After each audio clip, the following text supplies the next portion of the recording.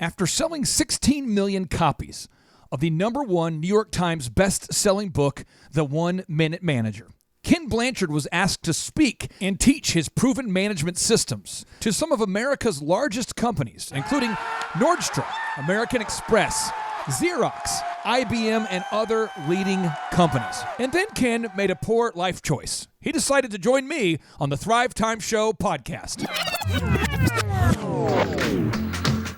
What I love about you is all your enthusiasm and excitement about learning, caring about people. We just need more folks like that. So, Amen. Folks like that. So, Amen. Folks like that. So. Amen. Some shows don't need a celebrity narrator to introduce the show, but this show does. 2 men, 8 kids, co-created by 2 different women, 13 multi-million-dollar businesses. Ladies and gentlemen, welcome to the Thrivetime Show.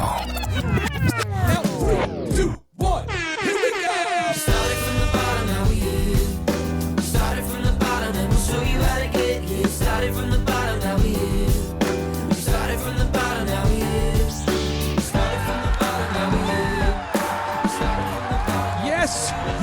Yes, and yes. Thrive Nation, on today's show, we are having an incredible special guest by the name of Ken Blanchard. But before we get started today, Dr. Z, I have a question for you. Sure. Is it not true that you own one of the most successful optometry clinics in Oklahoma? Absolutely. Is it not true that I own a chain of men's grooming lounges?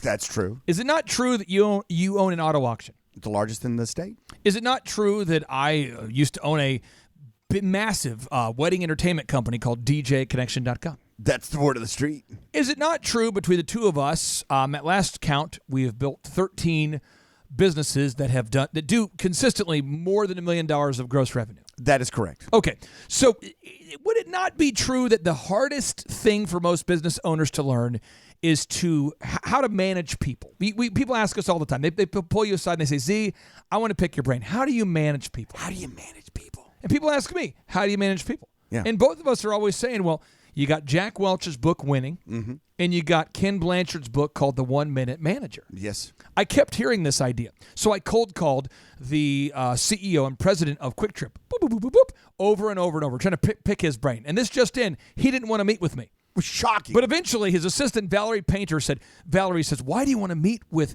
Mr. Cadjo so much? And I said, because my company, DJ Connection, cannot scale unless I learn to manage. And I'm willing to pay whatever it costs to meet the guy for a half hour. So I go to meet with Mr. Cadjo at the Quick Trip facilities, a $1 billion company. And Mr. Cadjo says to me, I said, Mr. Cadjo, what is the #1 management book that you would recommend? And he said, well, my father, Mr. Chester Cadjo, told me that if I wanted to run this organization, I first had to read The 1 Minute Manager by Ken Blanchard. And I'm going, everyone's been telling me this. He just told me this. Perhaps I should read the book. Perhaps. I bought the book. It changed my life, my mind, and my approach to management. And now I am sincerely nervous to have on today's guest, Mr. Ken Blanchard, the author of The 1 Minute Manager. Sir, how are you? Well, I'm doing great. It's good to be with you guys. I love your enthusiasm. You guys are fabulous. Sir, your book, The 1 Minute Manager, really did blow my mind when I read it for the first time. But I'd like to ask you, as the author of the book, why do you feel that this book, The 1 Minute Manager, resonated with so many people throughout the years? Well, I tell you, I wrote it with Spencer Johnson, and I met Spencer at a cocktail party, and he wrote children's books. I don't know if you ever remember the value tales, the value of honesty, the story of Abe Lincoln, the value of determination, the story of Helen Keller. And my wife hand carried him over to me first, and she said, you two ought to write a children's book for managers. They won't read anything else. And the only thing I had written at that particular time was a textbook, And so Spencer was working on a 1-minute scolding with a psychiatrist on how to discipline kids. So I invited him to a seminar I was doing the next week, and he sat in the back and laughed and came running up and said, forget with parenting, let's do the 1-minute manager. And since he was a children's book writer and I'm a storyteller, we decided to write a parable because we both agreed our favorite books were Jonathan Livingston Seagull, The Littlest Prince, and Og Mandino is the greatest salesman of the all. And so I think why people really enjoy it is not only the concept's good, but it's a story format. And one of the beliefs I have is you don't want to overload people with information. They can only handle 3 or 4 things. And so there's 3 secrets to the 1-minute manager. And if people can remember those 3, we think that's the 20% that's going to give you the 80% that you want for managing people. And I think that's why it's been so popular. I own one of the companies I own is the Elephant in the Room Men's Grooming Lounge, and then I have the Make Your Life Epic Marketing Agency and Z, multiple companies. And so today Z, I dealt with a situation where I had a member of our team who she is a sweet lady, a really sweet lady. And Ken, she's in a management position. That's what she does.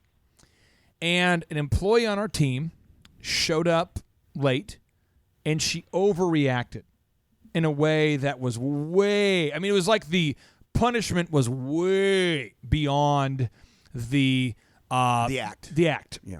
And I pulled her aside. I said, hey, here's the deal.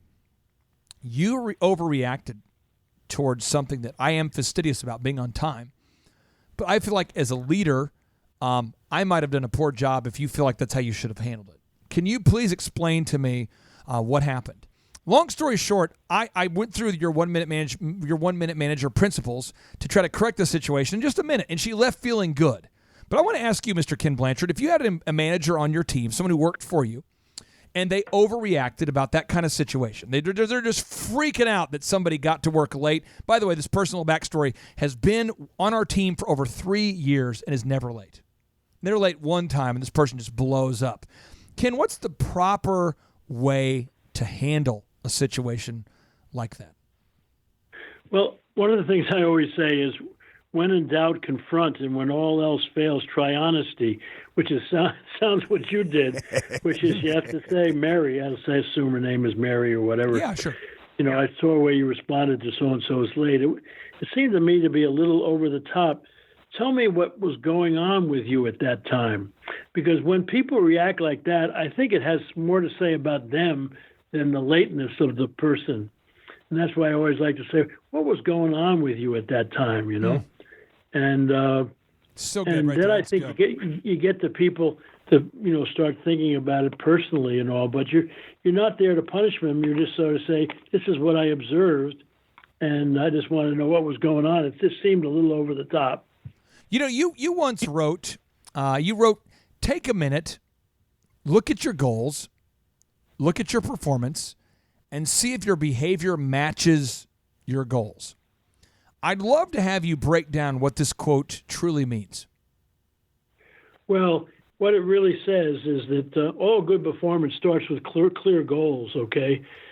So you want to have goals, and if you have goals, you want to look at your performance, which is how is your performance stacking up to your goals? And if it's matching your goals, then probably, your behavior is consistent. If it isn't, then what's the problem?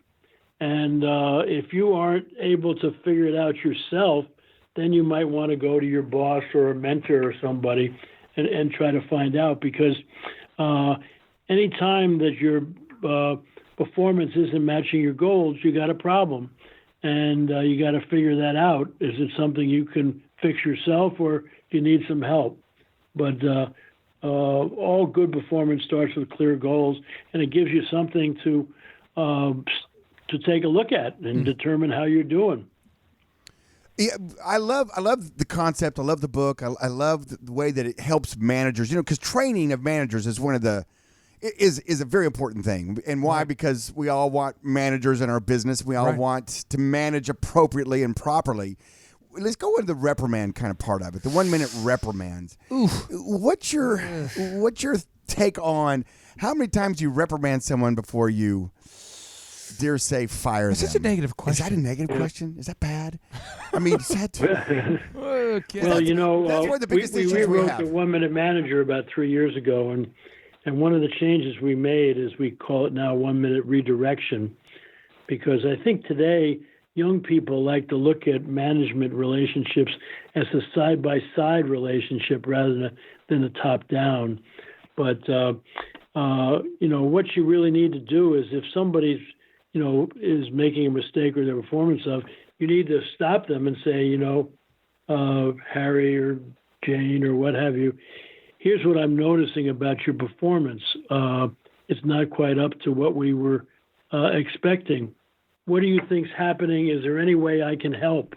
So you're not there to beat them up. You're sort of there to say, what's happening? Is there any way I can help? Because I want to get you back on track, and then have a good dialogue. And if you do that, and then a while back the same thing comes up again, you might go and say to the person, I'm noticing the same thing, and we talked about it last time, and here's what the conclusion of our meeting. What's going on, and to find out, but I think if somebody continues to make the same mistake like 3 times, my friend Gary Ridge, for president of WD-40, he has a wonderful statement. He doesn't fire people. He shares them with the competition. And, or I like to say we make them we get the customer status. If this continues to happen, I'm going to have to share you with the competition. Now, Ken, I want to confess to Ken. And Ken, since you're like the management guru, I feel like you're like sort of like the pastor of management. Ken, is it okay if I confess to you and you can correct me? Do you want some confessional music? I want to just share this with Ken. I want to get Ken's take on this. My first career I was a DJ, a disc jockey, because the barrier of entry was pretty low. If you showed up on time and you brought the energy and the enthusiasm every night, you would get hired. And if you became a very good entertainer, I feel like before I quit, I was probably the best in America in weddings in terms of just the reviews I was getting and the kind of acclaim and the kind of awards. And I got to my company DJ Connection was very good. But the thing is, I would do 52 weekends a year. I would DJ every weekend. I would do a little over 100 events a year, and I was the head of a company we had like probably 10 employees at the time. So there's 10 employees, and as a company, we're doing about 500 weddings a year total. And if I ever got a bad review, and we didn't have online reviews, it would be somebody who would call me and complain, or they would tell their friend I wasn't very good or wasn't very responsive. It would wear me out, and I would wear, and I'm not kidding. I would tell Vanessa I have to go to sleep, so I would go into my closet on a Sunday at our house. We had a big house at 91st and Lynn Lane in Broken Arrow. People want to Google search it. Big 6,000, 7,000 square foot house. I would just say, I cannot handle it. And I would go into the closet and just sleep like a polar bear to kind of block it out, because I was so appalled and so emotionally hurt by the bad review, Ken. And then on Monday, when I would talk to my team of, 9 guys or 10 employees, I would sometimes take it out on them unintentionally, Z. I'd bring that negativity absolutely. Into the meeting, and as a leader, it would set the wrong emotional tone. So what advice would you have for someone like myself at that time, or the managers out there that sometimes will bring their personal issues, their personal struggles, and they wear that and they bring that into their interactions with their employees and their team members? Well, that's why earlier I said in the example with the person overreacted, the person late, I sort of said, what's going on with you, Because I think very often when we're out of control, it really is more about us than all. But one of the things that's really interesting is that, you might do a seminar and you'll get tremendous feedback, and there'll be 3 negative. What do most people do? They focus on the negative. Right. And all. But what Rick Tate, who's an old colleague of mine, said, feedback is the breakfast of champions, And so if somebody has some negative comments, the big question is there anything I can learn about this, or is it maybe something about them, But, what I think, we talk about the power of catching people doing things right. We need to catch ourselves doing something right. Most people beat themselves up more than anybody else and all. And so I think you just need to recognize that you're okay, and but you can learn, and not go in because God, I got a couple of negative feedback things. Well, hey, that's life. If everybody said you were great, that's nice, but there's maybe some learning, and also some people might be bringing some garbage into the seminar themselves or to listening to your program. Ken, your book, The 1 Minute Manager, has sold many copies. Many copies. How many copies do you estimate approximately that your book, The 1 Minute Manager, has sold throughout the years? I think they said it's around 15 or 16 million or something like that. Okay. So which leads me into my next quote. Your quote was, people who feel good about themselves produce good results. Do you feel good about yourself, Ken? I mean, do you feel good knowing that you've sold 15 million copies? When did you go, I'm not a terrible author? When did it occur to you that people actually liked your book? At what point was it like 500,000? Was it 7 copies? At what point were you going, because I know what it feels like to write a book and going, is anybody gonna like this book? Did you ever, when did you start to feel good about yourself as an author? Well, it was amazing. Spencer and I met in the first week in November in 1980, and we had a draft ready of the 1 Minute Manager by the time we were going to the Rose Bowl at the end of December.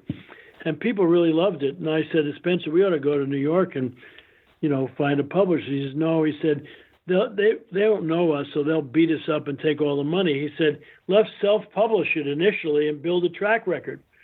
So we actually self-published the 1 Minute Manager, and a friend of mine was the executive director of the National Restaurant Association, so he let us keynote there, and we sold 1,500 copies at the back of the room at the end of the session. I mean, people were diving in and saying, I want to order 100, send them here,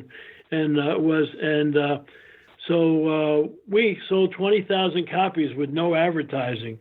So when we went to New York, we had endorsements from corporation presidents and all this kind of thing. And so they thought we were pretty good, and it was funny. We would go into publishers and someone would say, you're charging $15.95 for a little book. That's just too expensive, So Spencer would always get up and go to the door, and they would say, where are you going? He said, if 2 unknown guys can sell, 20,000 at that price and you can't, this must be a little league outfit, And so, but the point is, when it finally came out nationally, we were on the Today Show in Labor Day 1982, and it went on the bestseller list the next week and never left for a couple of years, And so we got pretty good feedback even before publishing it nationally that people really liked it, And so we thought, wow, people must like this style. So, Spencer followed up with Who Moved My Cheese? It only sold 25 million. Right. I remember that book was required to read at a company I worked at called Faith Highway back in the day. See, I want to get your take on this. Can you share with Ken your kind of connection to the Today Show? Oh, I have my sister lives in Manhattan, and she's one of the producers of the Today Show. So there we go. Cool. Yeah. Oh, wow. She was She wasn't there in 1982. No, not 1982. Now we have Wes Carter joining us, one of our incredible show sponsors. Wes, are you mic'd up over there? I believe so. Now, Ken, Wes, his company Winters and King, they represent some of the top literary minds in America throughout the history of Winters and King. Correct me if I'm wrong. You guys have represented Joel Osteen. Mm-hmm. You guys have represented T.D. Jakes. Yes. Joyce Myers. Mm-hmm. And now the pastor of the largest Protestant church in America, Craig Rochelle. Yeah. What management questions? Craig's a good friend of mine. He's quite a guy. Really? You know Craig Rochelle? Yes, I spoke down to his people and all. I have a Lead Like Jesus ministry that is all over the world, and Greg has helped us with that, and he's quite a guy. Wow. Okay, cool. So I want to ask you this here, Wes. You are a top attorney. We're talking to one of the best-selling authors in America here. What management questions would you have on behalf of the Thrive Nation or on behalf of yourself about management would you have for Mr. Ken Blanchard? I think one of the questions I would have, coming in, I heard you talk about people who feel good about themselves produce good results. What are your thoughts on if you don't feel good about yourself and the people who don't take any active steps to fix that? I mean, you can't just make things up to make yourself feel better. What's your advice to someone who's down in the doldrums, they want to do the right thing, but they just haven't quite taken any actions to get there? First of all, let me tell you, that was a quote that a lot of people use. People who feel good about themselves produce good results. Oh, we changed that to say people who produce good results feel good about themselves. And so if you want to help somebody feel good about themselves, help them produce good results.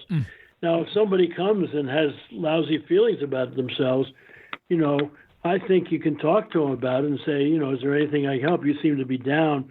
But some people, if it's a heavy duty, you need to get them to a professional that can deal with depression or those kinds of things. But I'd say the best way to make people feel good is for them to know that you want them to win. You want them to be successful, and you're not there to fold your arms and evaluate and put everybody into a normal distribution curve. I'm on your team. And the big question I'm going to constantly ask you is, how do I help? It's really interesting. My daughter worked for Nordstrom's when she was in college. And when she first started there, she said to me, Dad, I got a really strange manager. And I said, what's strange about him, Debbie? She said, well, about 3 or 4 times a day, he'll come up to me and say, Debbie, is there any way I can help you? She said, he acts like he works for me. Well, I says he does. That's why Nordstrom's is such a great store, And Yeah, I think that's great advice. I mean, everybody has out there, our listeners, those negative personalities on the team that are always pessimistic about everything instead of looking at the upside. And I think that's great advice, that if you can help teach them how they can win, they can produce, it can help produce those positive feelings and that positive vibe and the people you're trying to get to produce for you. Ken, I want to bring this up. The other day I went to Wes's office because I was dealing with a legal situation. And at the Cityplex Towers, the way it works there, Z, is you can't. What floor are you guys on at the Cityplex Towers? We're on the 59th floor. I can't go up to your floor. By the way, you have the entire floor. Yes. I can't go up to your floor unless you come down to greet me. Yes. So Wes is kind of a big deal here, Ken. Well, not. So I go to the front desk. I talk to security. Wes comes down and greets me.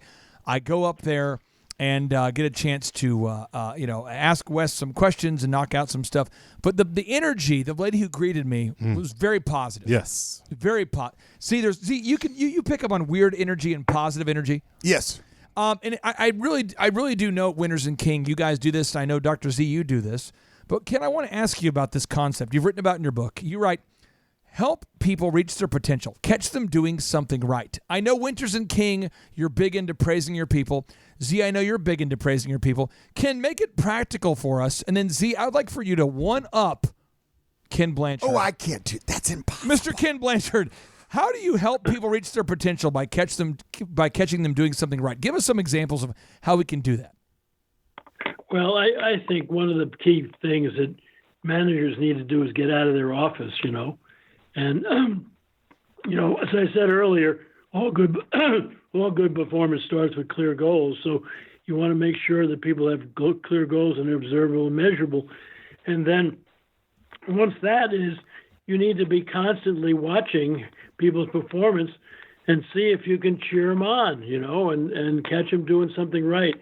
So often, as I go around the world, I'll ask people, how do you know whether you're doing a good job? The number one response I get is, nobody's yelled at me lately. No news is good news. And so that's just not the way you want. You want to spend a lot of time wandering around and see if you can accent the positive and all. I remember I was with Don Soderquist, who used to be vice chairman of Walmart, and he picked me up. We were going to speak together, and he said, mind if we stop at this store? I haven't been there in a long time. And he walked in and put his badge on, and everybody knew he's vice chairman. And the manager came, and he said to him, why don't you take me around on a praising tour and just show me all the things that are going well around here and the people that are making this happen? I'd love to find that out. And the manager looked at, whoa, and they went around and all. And what's so interesting is at the end of that thing, he said to him, God, this is great. Things are going well. Is there any issues or problems you have that you think we in corporate could help you on? And the guy was very honest on some things. What so often happens is when managers show up, everybody wants to hide any problems, and but if they know that you're there to catch them doing something right and you're on their side, they'll also share with you issues that they need to work on and all. I just thought that was just a wonderful example of a great way to enter an organization. Z, you do this. I see you do this. My wife used to work with you or work for you, and she's seen you do this. She's talked about this. Can you talk about how you're at your optometry clinic? I like to use the auto auction, actually. Or at your auto auction. How do you... Z66 auto auction. Z66 auto auction. How do you catch people doing something right? Well, it's a beautiful... Ken, you say it so well. You first have the goal. So I have a meeting with my sales team. Yep. The guys out there hustling. And I say, who are your top 10? Who's your number one draft pick? Who's the guy you're going after this week? What dealership, what auto place are you targeting? And then they tell me it could be XYZ, right? Right. XYZ Motors. XYZ where you get Motors. the best trucks. This just did. Just did. And so then what I do is I follow up, and I see XYZ at the sale now, right? Right. Selling cars, and I beeline it to that sales guy. And you get out your air horn and you say... Well done! I give him a big man hug.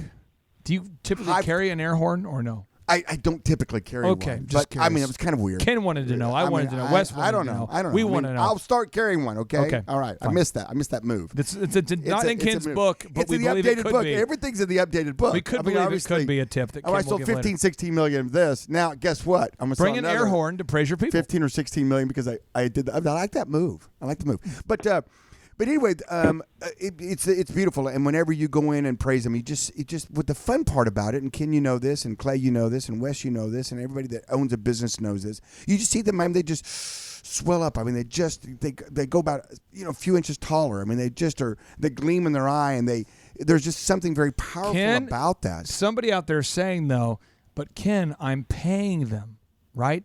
And that's should be job. Reward enough. Ken, break it down. Somebody out there saying that. You know they're saying that. I pay them. That's reward enough. That's their job.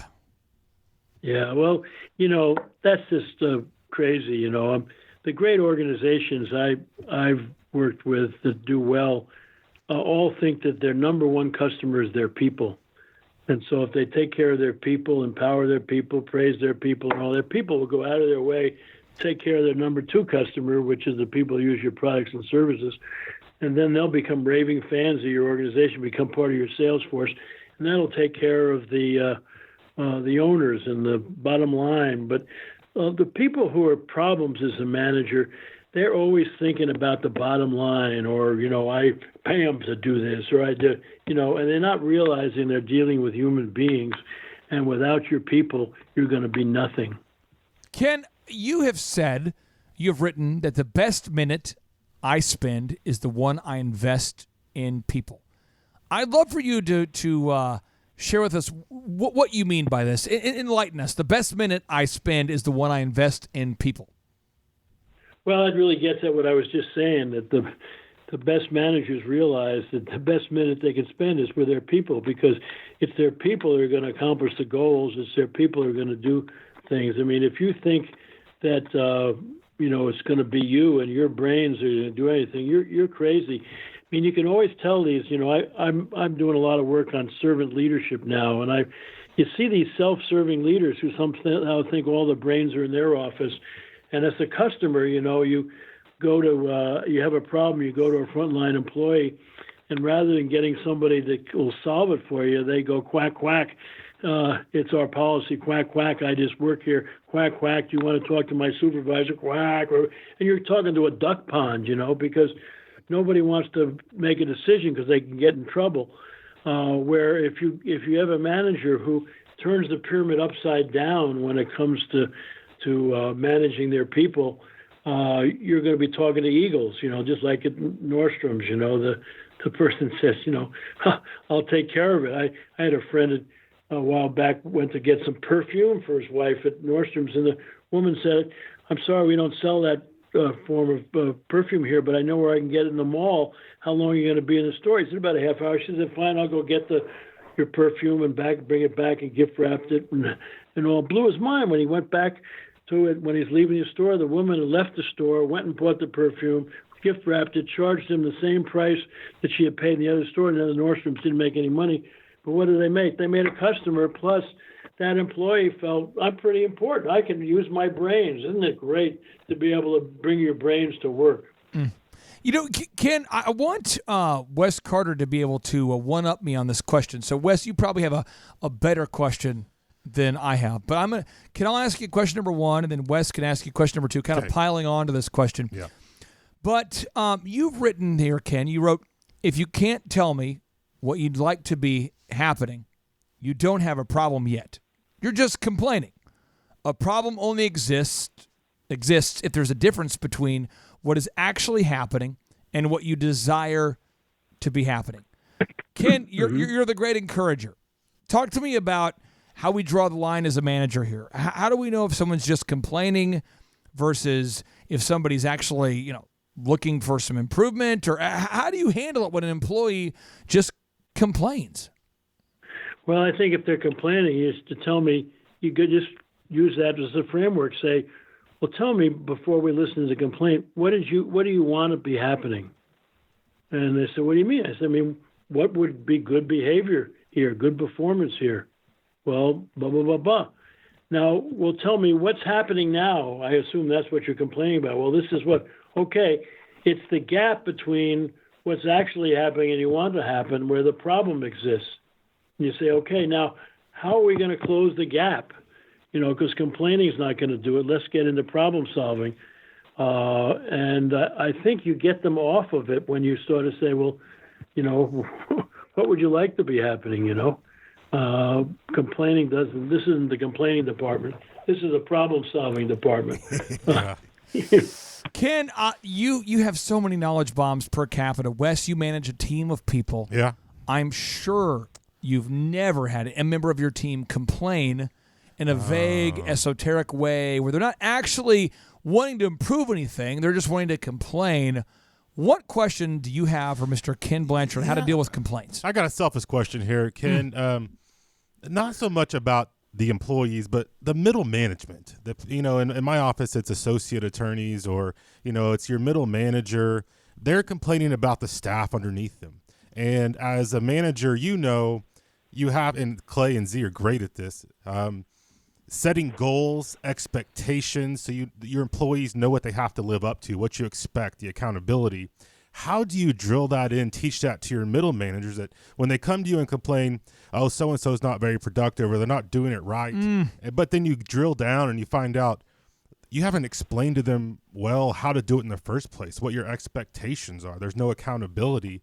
Do you have any advice for our listeners how you build that and teach that to your middle management? Good. That's when we give them a copy of the 1 Minute Manager. Great answer. But I think that's why that thing was so popular, because when you really think about it, here you're managing people and somebody complaining, you say, well, are the goals clear? Well, if that's a problem, we better deal with that first, And they say, oh, yeah, the goals are clear, but, tell me, what are you spending most of your time? Are you catching people doing things right or doing things wrong? Well, if somebody makes a mistake, how do you deal with it? Do you lose your temper or do you see how you could help them? And I think you answer all those questions around that. It really, really helps. And you have to stay calm as a manager because you got to have a lot of interesting people around, right? And you want to constantly say, okay, how can I help you be better so you can help your people be better? And so complaining isn't the deal, and your people aren't all bad because who hired them? That's a great point. Sounds like what I need to do is just go buy a bunch of copies of the 1 Minute Manager and have a group readings at lunch. Now, Ken, I want to ask you this: how many copies of the 1 Minute Manager have you sold throughout the years? Do you think? Well, we got a new one. The new 1 Minute Manager came out recently, and that's really doing really well.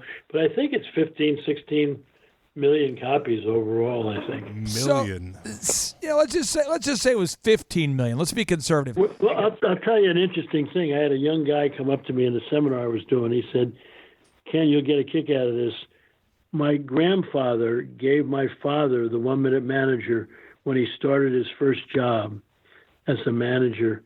And my father gave me the 1 Minute Manager when I started my first job."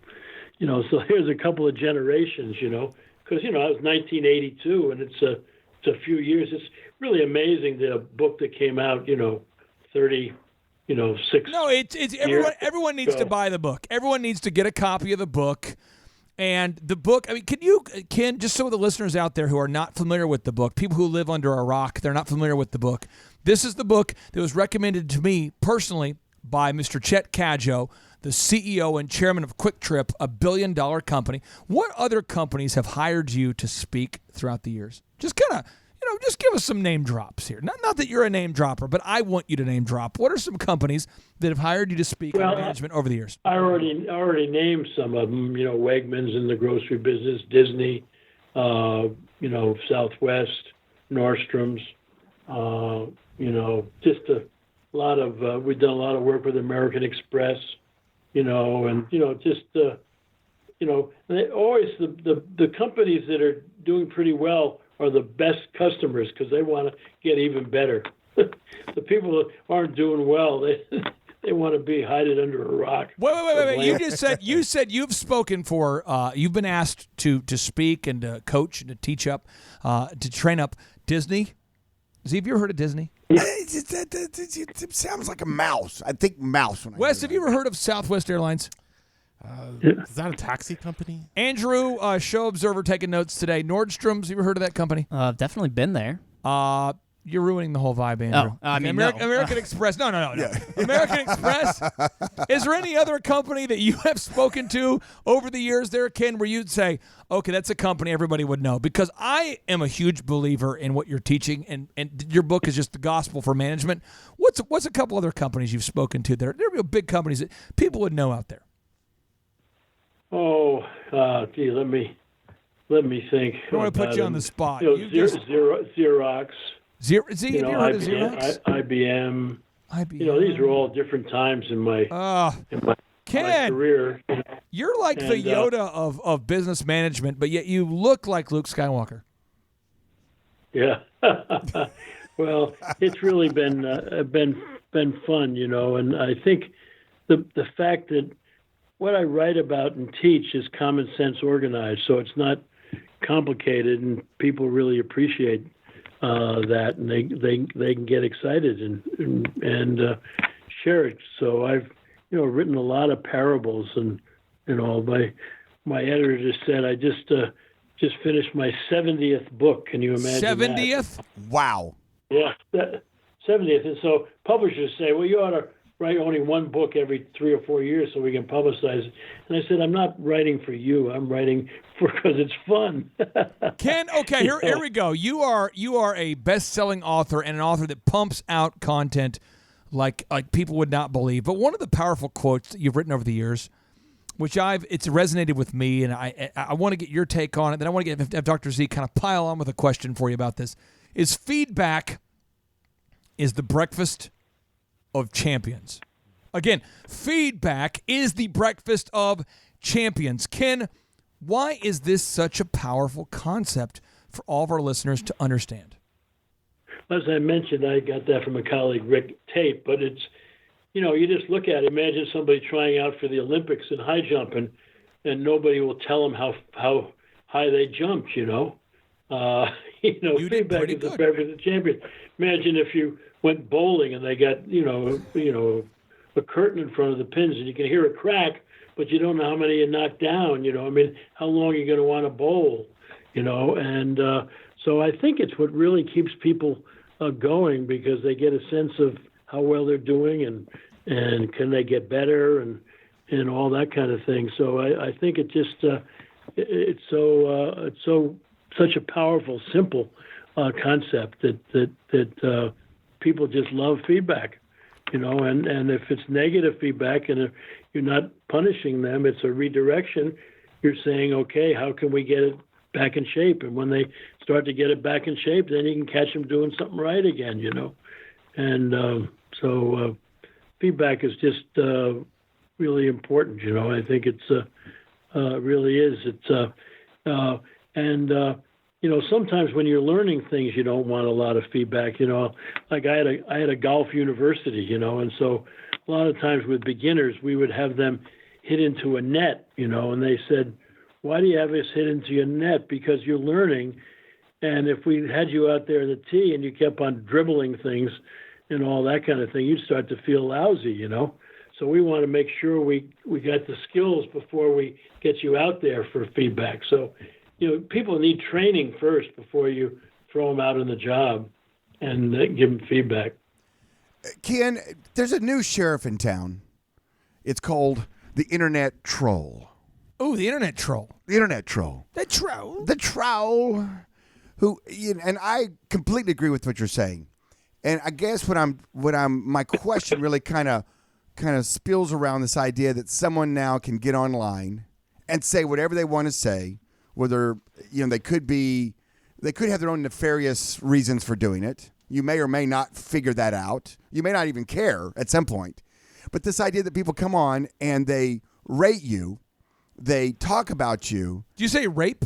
No, it feels like that sometimes. Oh, sorry. I was just saying how I feel. A T, not a P. I was just saying how I feel as a business owner. Not Peter. Tom. I'm sorry. Rate. Back to you. Rate. Yes, I'm Rate. sorry. I need to pronounce a little sorry better. about, sorry about that. Yeah, I'm sorry. Just saying how I feel. Yeah, Projecting on you. So anyway, they get on and they can say whatever they want to say and give whatever star rating they want to give anonymously. I mean, this is sweettiger@yahoo.com, right? Or whatever. Ambiguously. Yes.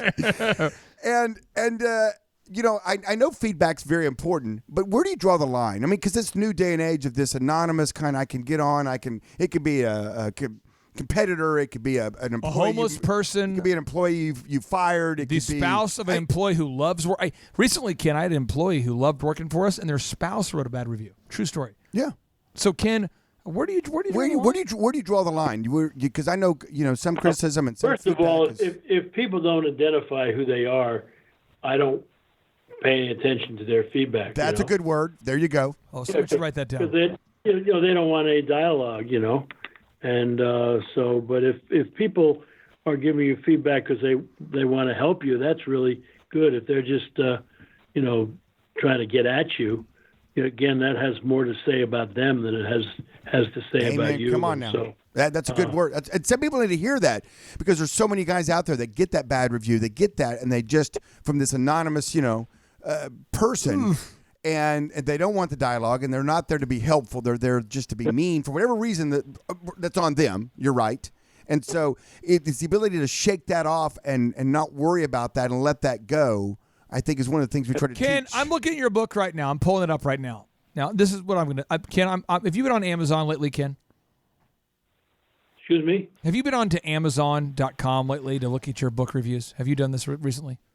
No, I haven't, but, I'm going to pull it up. They're out there. I'm going to pull it up real quick here. This is the kind of candor we get on this show that we don't get anywhere else here. The book right now has a rating that's just a little bit under 5. Ken, you have 487 reviews. That's good. Now, every single person that I know who's worth $1 million has told me the 1 Minute Manager is hot. It is great. It is good. It is helpful. You should buy the book. But Ken, you've got some people out there that, you have it's like a 4.8 whatever score. Where do you draw the line when it comes to processing the reviews about your book? Because you're close to a 5, but it appears as though you're not pleasing everybody. Yeah, well, I don't think you can please everybody, and so, 4.5 is a pretty good score, if you get more people saying you're doing well than not, then, well, that's good. And, I think you got to be your own best friend, and if you get negative reviews, you can say, God, I wonder what's wrong with that poor person, that he couldn't see how great I am, I'm not that, but I'm just saying, you can just go. Some people that but it depends on your upbringing. A lot of kids all they got was caught doing things wrong, not right. I happen to be in a family where I was caught doing things right all the time and cheered on by my mother and father, and so I like that, and I'm absolutely open to learn if somebody has some good feedback for me, and I have learned. I tell you, one of the things the reason I think our books are good is Spencer and I started a process together. Is that when we write a book and we feel good about it, we first give a draft to people close to us. We have a form that says, "What did you like best about it? What do you think could be changed to make the best book? What's the best title for this book that you want?" And so we give it to people and get feedback, and then we look at the feedback and decide which ones we really think make sense. We use the ha-ha factor, ha-ha, we should have thought of that, and then we rewrite that, and then we give it to a bigger circle of people, and we get feedback, and then we give it to bigger. About the third or fourth time, we spend the summer in upstate New York on Skinny Atlas Lake, and we belong to a little country club there, which is really fun because it's got GE executives and farmers and all.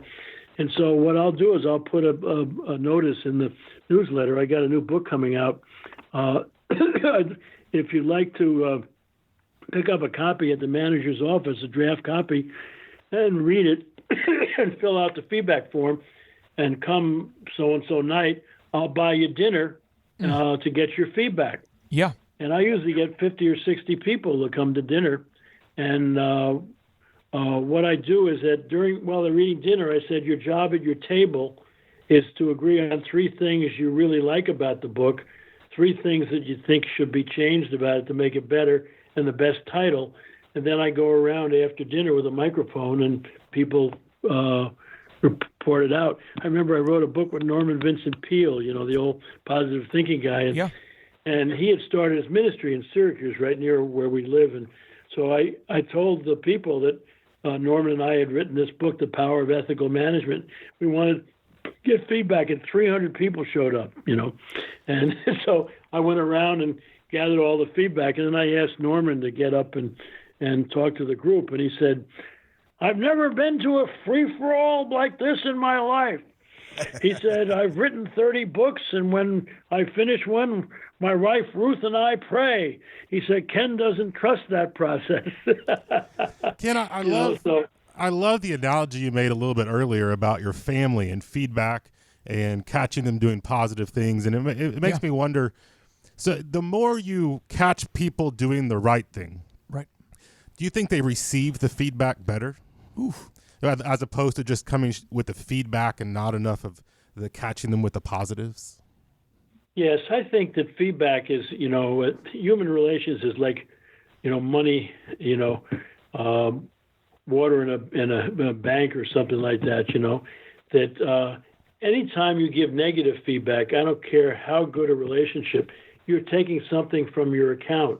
But if you got nothing in the bank, then you better have a mask and a gun, And so I always say that, you need to catch people at least 4 times as many positive things as negative things, Oh, so you have wow. something in the bank. Ken, real quick. Yeah. That is huge. You said that you better give people how many times more positive feedback than negative? What was the number you just said? At least 4 to 1, yeah.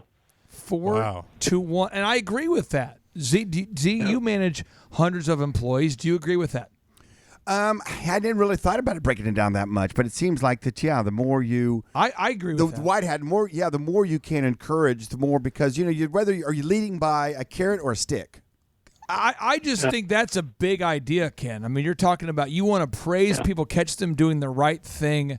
Where are people getting that wrong, Ken? That is powerful. Yeah. Well, I tell you that if you do that, then you got money to draw out of your account, And like my wife and I have done a lot of stuff with marriage, in the last number of years, because it's really sad about it. But what happens in marriage is when you're courting, everything is right. You're just catching each other. And then all of a sudden you get married, you move in with them, you say, "What the hell is that? You got to be kidding me!" Are you kidding? And what me? happens is you start accenting the negative, and people tell me, how can you turn the marriage around? I said, start accenting the positive more than the negative. I mean, what did you fall in love with? How can you reinforce that things? But the reason people don't want to go home is, why do you want to go home and get grief all the time? And so you love to come home when you get caught doing things right, and somebody's happy to see you and all that. And that's the same way in organizations. I mean, we have a hiring philosophy here that if you hire somebody and they come through the front door the first day on the job, and when you see them, you don't feel a chemical difference in your body because you're excited to see them, why did you hire them? There's enough jerks in the world. We don't need them working here. Ken, you have a notable quotable that I know my partner in crime, Dr. Robert Zellner, would 100% agree with. I'm going to read it to you. I'd like for you to break it down. I know you're familiar with it, but I want Z to be able to pile on with some questions about this, because nobody lives and believes this quote more than you and Dr. Zellner.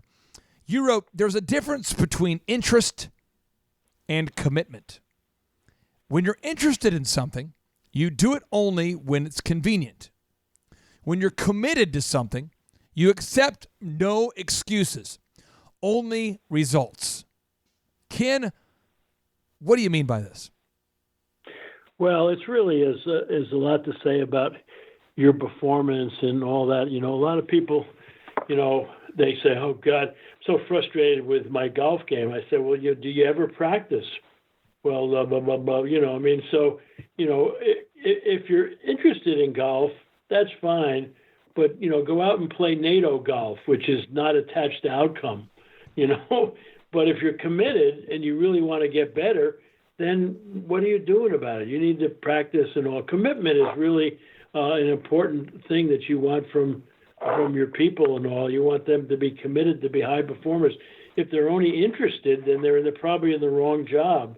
And so it's really interesting to take a look at that as you analyze, your own thing. What are you really committed to do, and what are you just interested in doing? And spend your time on the things you're really committed to do, because that's where you perform the best. Yeah, Ken, it seems like that this is a more and more just people are just interested. It's hard to find anymore people that are committed, especially when you get down to, employees. And how do you feel like as a manager you can help those employees be more committed? I mean, they're punching a time clock. They've got a job. It's just a job to them. I mean, Forbes and everybody says, there's 70% of the people don't like their jobs. This is good. They don't want to be there. They're just the only interest is their paycheck going to be there in 2 weeks, and it's not going to bounce, right? And can they get through the day? I mean, you walk into a business. What are we having for lunch? What are we having for lunch?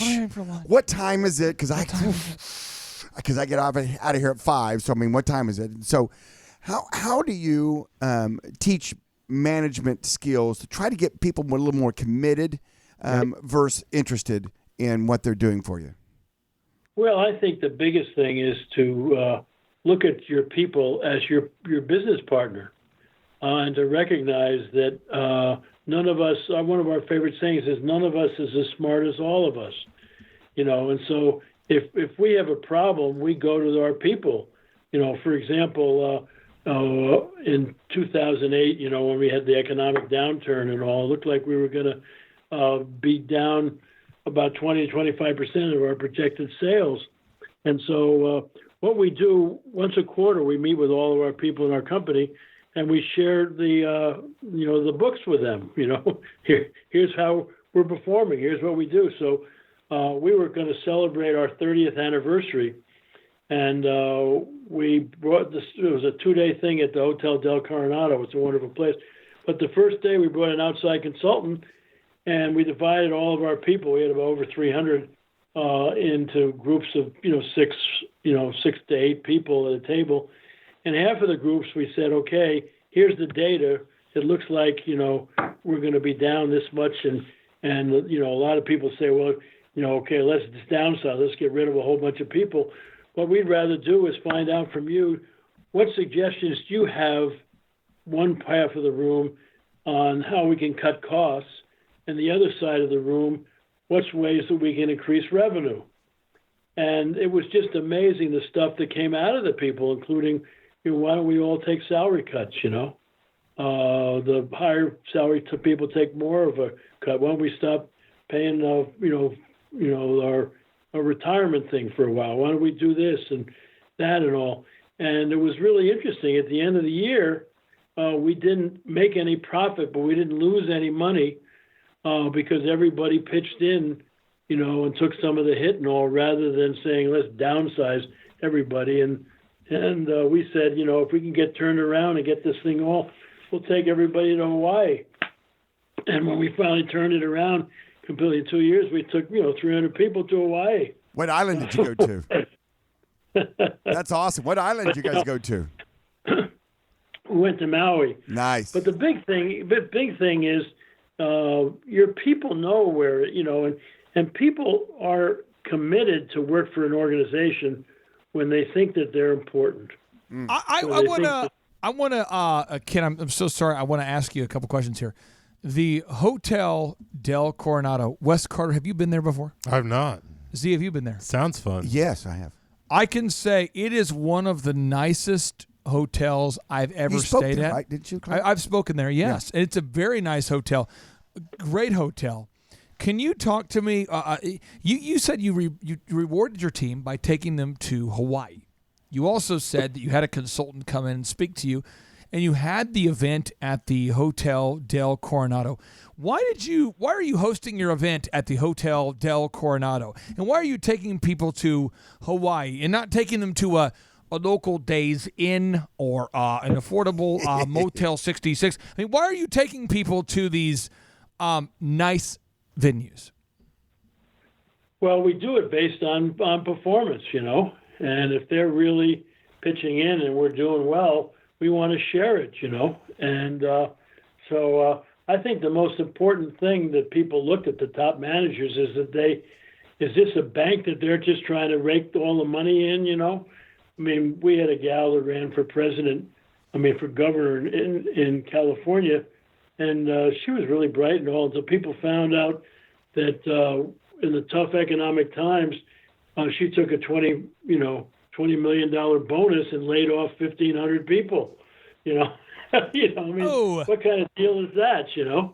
And so we kind of share with people.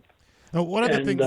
Sorry, I didn't mean to speak over you there. One of the things I've noticed over the years is that as we reward employees, sometimes, we're trying to do what you're talking about. We share in the good times. We try to, financially incentivize us when everybody's performing well. Right. Sometimes employees start to take these things for granted and see that as a new baseline. Do you have any ideas? Have you seen that happen? Any suggestions how to just keep employees aware that these are bonuses? This is us trying to do the right thing, not every year from now on we're going to be able to do this.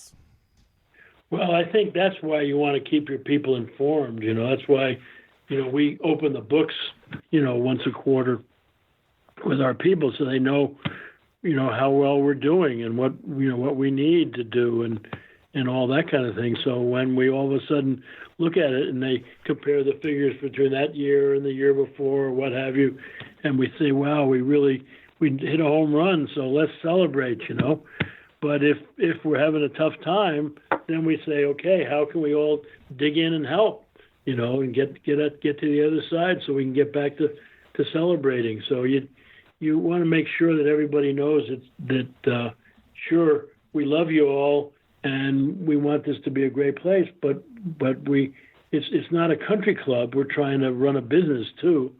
So we need to say, how can we help and all, but we use the brains of our people, not just depend on ourselves to figure everything out.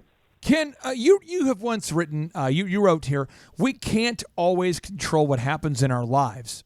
Things will go well. Things will go poorly. but we can control our response to those events. Talk Yes. to the listeners out there about the importance of embracing and understanding that Stoic philosophy that we cannot always control what happens in our lives, or that things will go well, but we can Yes. control our response to those events. Yes. Well, it's interesting. We've been doing a fair amount of work with First Tee, and they work with urban kids using golf to teach about character and life and all. See, because golf spells game of life first. And it's a wonderful laboratory because if you've ever played golf, sometimes you get good breaks you don't deserve. Sometimes you get good breaks you do deserve. Sometimes you get bad breaks you don't deserve. Sometimes you get bad breaks you do deserve. Sometimes you're playing better than you should and you need to deal with success. Sometimes you're playing worse than you should and you got to deal with failure, all in 4.5 hours. And I think that's the way life is. Is that you got to really roll with the punches and realize, okay, this isn't going quite as well, and what can I learn from it? What can we do to turn it around, and all? And so, but if you get beaten down and down on things, then you're not going to be, very happy in your life. You got to rally. You got to learn how to deal with adversity, and make sure you embrace adversity as an opportunity to see what we can do to turn it around. Ken, you wrote in one of your books, the best way to teach people is by telling a story. And Dr. Zellner is perhaps one of the best business storytellers I know. He has a way of communicating an idea with the team in a way where everybody, I mean this, people run around in your company, Z, they say, what would Z do? And they have like a story that goes with it. So you have a certain principle you teach, Sure. but there's a story that has resonated. And I want to start with you, Ken, and I want to go to Z here for the follow-up, piggyback one-upsmanship question. Ken, you said here again, the best way to teach people is by telling a story. What do you mean by that, and why does that work so well? Well, my father retired as an admiral in the Navy, and he taught me that early. He said, what you need if you want to be a good speaker is make a point, tell a story. Make a point, tell a story. There's nothing worse than some dry person up front who's just given one concept after another concept after another concept. So people really resonate and learn from stories. I mean, who was one of the great storytellers of all time? Jesus, Somebody asked him, he'd say, let me tell you a story. I've heard of him. I think people really identify with stories. I think that's why, with the 1 Minute Manager and some of these other books, it's a story about a young man searching for an effective manager, because he wanted to work for one and wanted to be one, and people say, whoa, I like to get into that, and how do you create a story? Because that's where people learn the best, I think, is through stories. We were down at the World War II Museum in New Orleans this last week. We were doing a collaborative relationship with them, but they had a whole exhibit on Bob Hope, and he was such an amazing guy with the military, going behind lines during the war and doing everything, and he just, made them laugh through stories, and he would make points by telling stories. It's just a wonderful way to learn.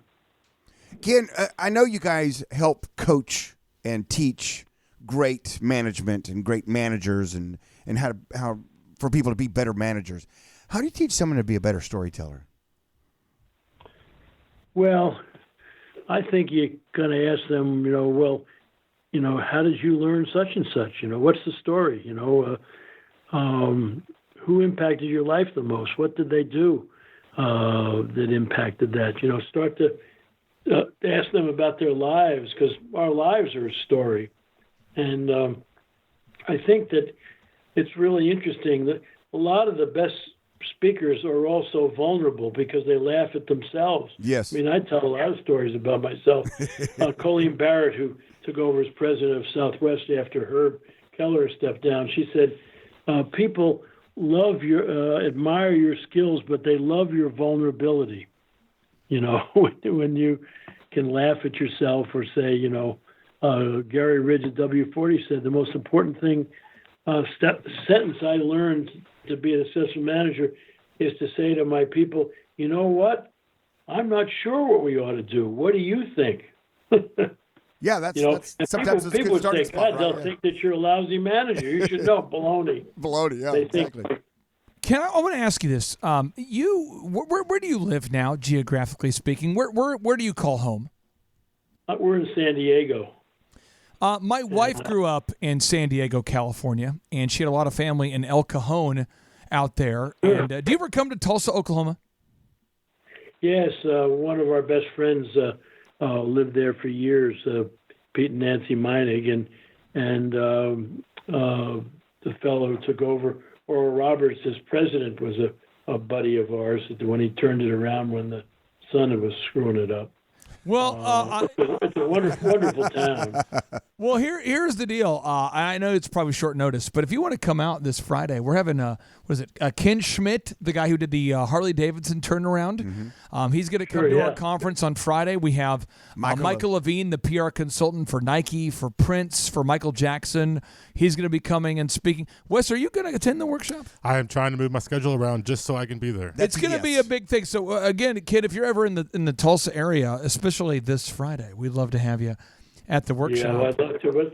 But we're teaching our course at the University of San Diego this weekend. I respect that kind of rejection. But this is what I want to ask you here: is people come up to me at the conference all the time and they say, "Clay, I heard at a conference that you said, or on a radio show, or I heard a friend of mine told me you took your ACT 3 times and algebra 3 times. Is that true?" I said, "Well, yeah, I did." I mean, they said, "Why 3?" I'm like, "I don't know. I just kept taking it, and I finally got a high enough score to get into ORU or Roberts University on my 3rd attempt." Algebra, I'm not kidding. My teacher, Mrs. Gow, she pulled me aside and she said, "If I don't give you a certain grade, you can't graduate. So just do your best, and I'll do my part, and we'll get you through this." And I mean this. I mean, but there's certain, like the third times, but people sometimes feel like that when they come to the conference and then they ask that. I've been asked that, hundreds of times. People seem to connect with me more, or when they meet my wife and they go, "Wow, she's a beautiful," and they meet me and they go, "You are gross."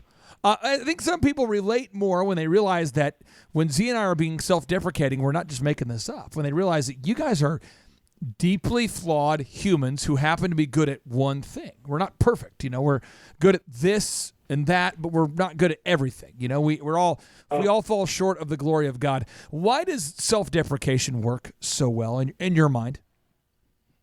Well, I think it brings everybody down to a level that you're not up there, telling us how great you are, And I wrote a book, the follow-up book called The 1 Minute Apology, and we changed the name to The Fourth Secret. But I think that people really admire your vulnerability, particularly if you apologize, and say you made a mistake. I mean, the thing that's so sad about some of the Washington folks, is they would never admit they made a mistake. Bob, Ted Kennedy, what did he say?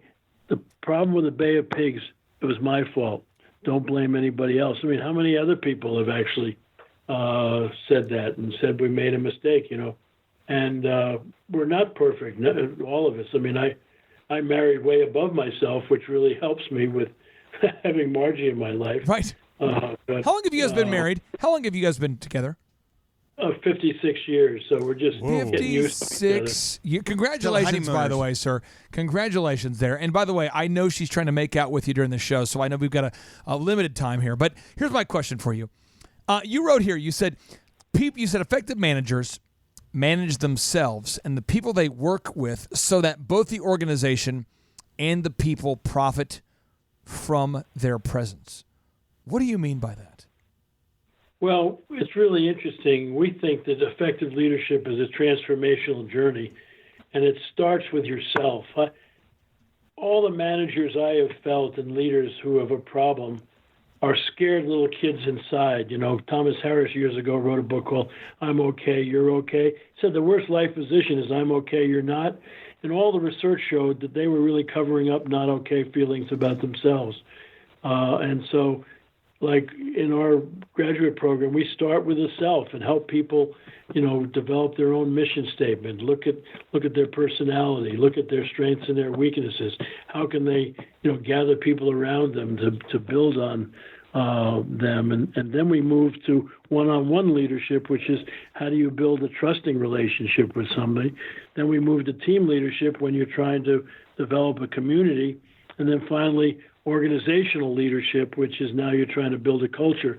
And those themes run out this program. And then the University of San Diego faculty teach the accounting and the marketing and the, finance and all of those kinds of things. But self-knowledge is really important, and feeling comfortable about who you are, because none of us is perfect. That's for sure. We all got strengths and weaknesses, and the greatest leaders gather people around them who cover their weaknesses. Yes. If you have a whole bunch of people gathered around you that are all like you, then a lot of you aren't necessary. That's a great word. Ken, okay, I have a question. I know Wes wants to pile on here. You have a notable quotable. You wrote, when people don't know what's going on, it's human nature for them to imagine a version that's 10 times worse than the truth. As an example, just today, I was talking to a member of our team about how a certain aspect of their performance was not up to par. And I'm telling you what, Tim, Ken, you said if we praise people, 4 times, we have if you make 4 Love Bank deposits, maybe we can do 1 withdrawal. And I think John was present, but I was like, hey, we need to improve this aspect of what you're doing. And right away, somebody heard the buzzword. They're like, what are we talking about here? Are we talking? Because they heard something related to what they're doing, and they were all of a sudden concerned, like, oh my gosh, is my department doing a bad job? Are we doing a bad job? Is the band doing a bad job? Oh, no. And I had to over-communicate. Not only are you doing good, you're doing great. And here's what I was talking about. Because, Ken, curiosity will kill the cat. And for a lot of employees, when they don't know what's going on, if they hear me say, hey, Sharon, I need to get your updated Social Security number, your correct Social Security number, so I can pay you this week on time. Somebody will hear from a distance, they're going, I don't think they can pay us on time. I think they're running out of money. I think the company's going bankrupt. What are we going to do? Oh my God. And the people in their mind, it becomes exponential. Can you please explain why you've seen this to be true over and over again? When people don't know what's going on, it's human nature for them to imagine a version that's 10 times worse than the truth. Yeah. Well, that's why I always say you can't over-communicate, and so you want to keep people informed all the time because, their imagination is a lot worse than reality. That's for sure. And so just keep people up to date, and then they won't be trying to guess what's going on. Well, And I love this quote because I think that this is one of the things I try to preach to my clients. I work with a lot of churches, and anytime something happens in a church, the worship leader all of a sudden is not there. Or, anything happens. Where's Billy? I see this in congregations over and over where the story mill just gets ginned up, and it's always worse than the truth. So in the office, I guess my question, when you're dealing with employees and sensitive issues, is there a line somewhere there? I mean, how do you communicate to your staff, so-and-so is not going to be here for a while? If they're dealing with a sensitive personal issue or something they've asked you to keep private, is there a way to handle that situation when you can't over-communicate like you want to, but at the same time, you don't want people just making stuff up? no, I think you just have to try to be as honest as you can, but, say so-and-so is going to be leaving us and we really wish them the very best, and some of you might ask why they're leaving. Well, it's, it's between us and them, and but you could certainly ask them, but we wish them best, and just do your best. You always really, share sensitive stuff with everybody, but be as open with people as you possibly can be. Okay, I have a question now, and Z, I know you have a better question, so I'm gonna go first. I've got a hard-hitting one. I'm gonna give you a soft question here, Ken. You wrote, "Unexpressed thoughts don't mean squat." Kind of a softer question. Unexpressed thoughts don't mean squat. What do you mean by that? Well, if you got a feeling about something and you don't express it, well, don't expect anybody to help you solve it. Right. So unexpressed thoughts don't mean squat. Unless you get them out there and say, I got a concern about this. I'd like to talk to you about it. And again, you can't over communicate, no matter where you are. If you got a concern, get it out, and don't keep it inside, and then end up, a lot of people in organizations have quit and stayed. Mentally, they've dropped out. That's nice. People have the courage to quit mentally, but not so much the courage to quit actually. And so they continue to show up getting a paycheck, but they mentally have given up on the situation. That is a profound observation. There's so many people out there like that. Ken, two-part question. The second one's really hard-hitting, but the first one's kind of a light, kind of a fluff ball. Okay, nice. One of your quotes is, "The key to successful leadership is influence, not authority." How can that be? Because you give managers authority, right? You give them authority. You say, hey, you've got the authority to make changes, to do this, to correct, to inspire, to, pump them up, but also make sure they're doing the right thing. All that stuff. And so what do you mean by the influence over authority? Talk about that a little bit. Well, I think when you're operating on pure authority, now it's a top-down hierarchy, but what you're trying to do is influence people. You're trying to motivate them, trying to create an environment that they're excited about. And that's a lot better than my way or the highway, And it's all from the top down. And my father, I told you, was an admiral in the Navy, and he says a misconception that in the military it's all my way or the highway. He said, I would have been nothing without my chiefs, And he said, if you acted like a really big deal and you went into battle, your men would shoot you before the enemy, Right. And he said, you're only as good as your people. I never forget, I won the president of the 7th grade in New Rochelle, New York, and I come home and I'm all proud and tell my dad. And my dad said, well, Ken, this might be the beginning of your leadership training. He said, and now that you're president, don't ever use your position, because great leaders are great because people trust and respect them, not because they have power. That's a good word from Dad. Now the hard-hitting question that's on everybody's mind. Real quick, before you paint Ken into a corner with a hard-hitting question, I have an audio clip I'd like to play on behalf of the Thrive Nation. Oh, very good. Okay, now you can ask Ken. He's a legend. He's like the Yoda of management. Why would you paint him into a corner with this kind of question? Well, the world wants to know, especially Thrive Nation, how could you let the Chargers leave San Diego? Well, I didn't. We just had a self-oriented owner.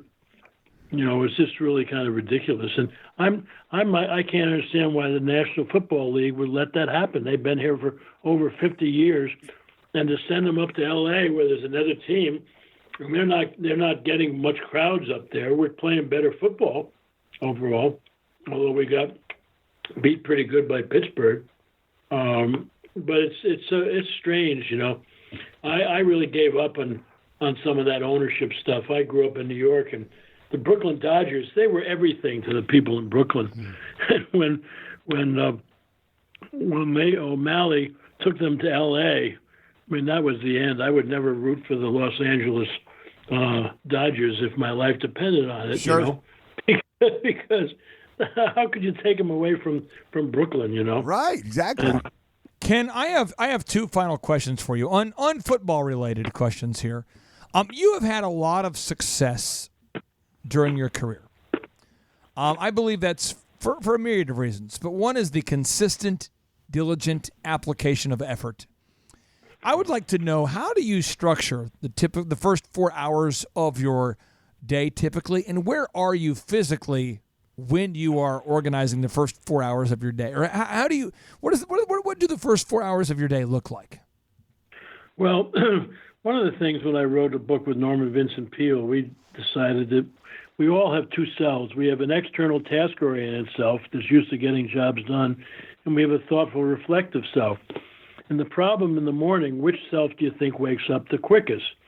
It's the external task-oriented, because the alarm goes off. And John Ortberg, who's a wonderful pastor friend of mine, he said, well, why isn't it called the happiness clock, or it's going to be a great day clock? No alarm, and people race out of bed, and they're trying to eat while they're washing, and then they jump in their car, and they're racing here and there and all around, and they might get home at 7 or 8 at night, and they fall into bed, and they're absolutely exhausted, don't even have energy to say goodnight to anybody who's lying next to me. The next day, they're out of there again, and pretty soon they're caught in a rat race. And the great Hollywood philosopher Lily Talman said, the problem with a rat race is even if you win it, you're still a rat. And so one of the things I try to do is enter my day slowly, and so I got a fabulous dog, by the name of Joy, and I named her Joy because Fred Smith, who wrote You and Your Network, a great Texas Christian businessman who died a few years ago, said that real joy in life was when you get in the act of forgetfulness about yourself. And if you want to forget about yourself, get a dog, because Joy could care less that I'm going to be home late because you guys are keeping me on here so long. But when I get home, she's going to go, so I take her out first and feed her. And then I like to do some spiritual reading. I read the Daily Word that my parents gave me since I was 10, and I like to read Jesus Calling and a few things and just get my mind. Then I like to try to think of the day and what's happening in the day. How do I want to be seen in the day and all that, And so I try to enter my day slowly. And in terms of writing, I do my best writing early in the morning, And so after I enter my day slowly, then I think about writing and all. And then I like to come into the office, and see people and have fun and all that kind of thing too. But I think it's really interesting for people to look at their first 2 or 3 hours and what they do and how quickly they get into their task-oriented self or race around and all. So, Ken, this has been the longest 10-minute interview of your life, and so I want to ask you my final question here.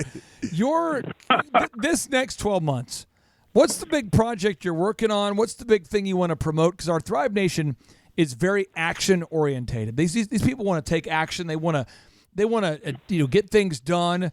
And what is there a certain book out there that you've released recently that you want the Thrive Nation to check out? Is there a certain website? What is the action step that you would recommend for all of the Thrive Nation to take? And my friend, you have as long as you want here to share this.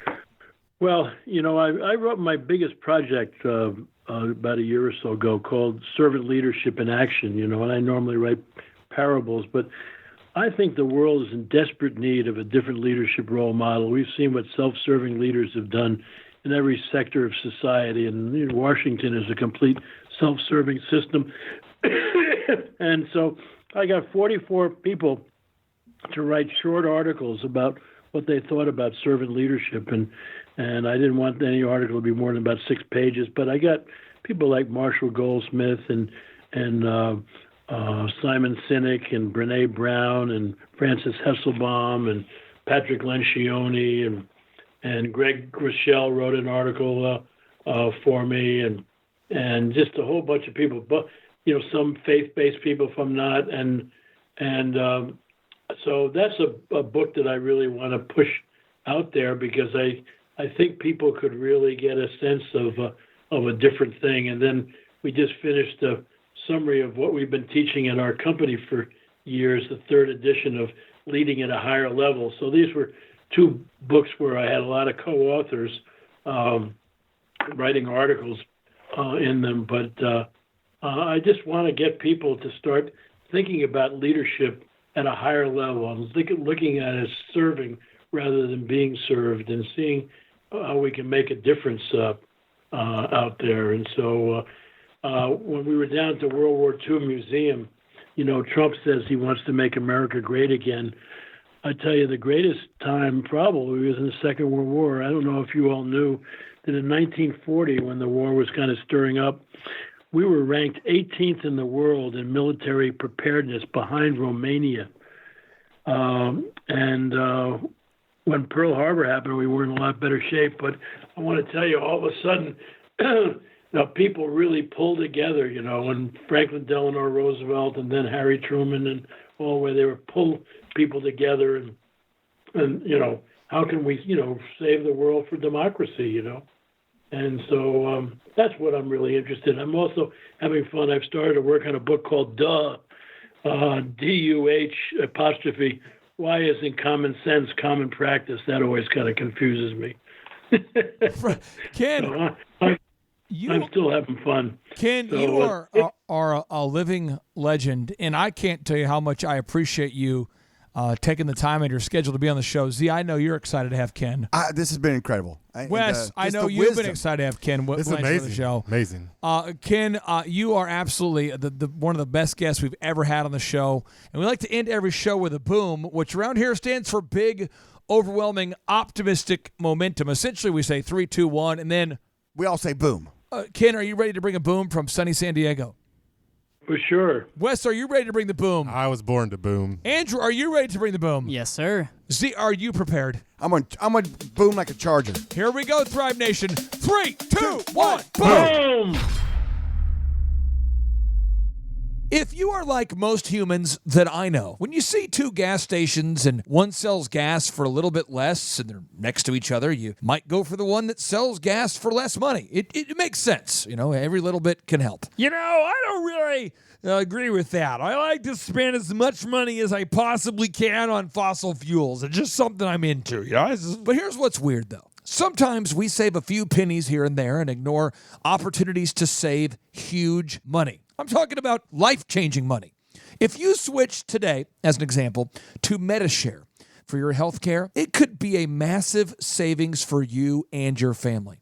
The typical savings for a family is about $500 a month. I repeat, $500 a month. I have a quick question. So when you said you could save like $500 a month, are you talking about actually being able to save $500 a month? Yes, that's why I said the number. You could actually save $500 a month. Just think about that for a second. What would you do with all that extra money? Thrivers, you could be buying a flat screen every single month. That's 12 flat screens a year, $6,000 per year, or 12 flat screens per year. Well, I have been trying to save up for 12 flat screens, and this seems to be the most reasonable, prudent way to do it. And yes, people love it. They love it because it works. It's believers who share each other's health care costs. And now with over 400,000 people, a.k.a. members of MediShare, again, with over 400,000 members, there's proof it works. And it's growing like crazy. It would be like having a 7-foot-tall third grader in your family. It's like growing like a weed. It is taking off. Find out how much you can save and why MediShare is so popular. Go to medishare.com/clay. That's MediShare, MEDI share.com/clay. Or call them at 844-25-SHARE for more info. That's 844-25-SHARE.